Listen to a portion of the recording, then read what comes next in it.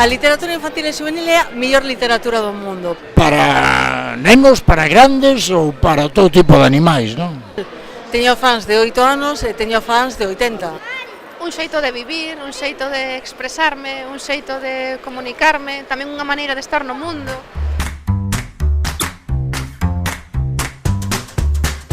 Creo que escribir é a cousa que levo facendo máis anos. Daquela o que tiñamos era unha gran necesidade de textos na escola e unha serie de persoas nas que estaba Agustín, estaba eu e tal, puxémonos a crear eses textos. Cando conseguín publicar ese Dragalún, miña nai lembroume que eu a miña primeira novela escribira con 13 anos.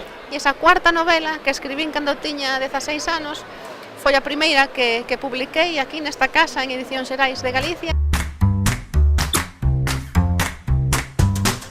O mellor deste tipo de literatura tamén é que abres unha fiestra, unha porta para que rapaces e rapazas entren no mundo da literatura e a partir de aí medren con ela. Porque estás poñendo os alicerces do lector, da formación do lector literario. É un público peculiar, porque por un lado é un público hiperagradecido, son moi agradecidos, pero por outro lado tamén é un público moi crítico. Para mí é moi complexa, porque é un tipo de lector moi sincero. O feedback, o lectorado, o contacto con ele. O peor de todo é o infantilismo, a infantilización desa literatura e a escritura de textos tontos e non literarios. En calquera lugar, en calquera momento pode surdir unha idea que pode acabar nun dos meus libros. Xorden da vida que vivimos. Agustín decía que salían dos fíos da vida, eu digo de outra maneira, salen de desfiañar a vida e aí escoller os fíos que ti pensas que debes transmitir e contar. Realmente sempre parto desa premisa. Que tipo de historia me gustaría ler a min se tivese 9, 10, 11 anos? Todo tipo de cousas da vida real, de momentos que che pasan, hai cousas que xurden de libros que lees. Diré que non todas as historias que se te ocorren se deixan contar e van quedando por aí polos caixós, non? Pensei eu, e as nenas e os nenos de hoxendía non lle gustarán esas mesmas cousas que me gustaban a min de cativa? Pois sí, a resposta é que por suposto que sí, e iso foi algo maravilloso descubrir iso.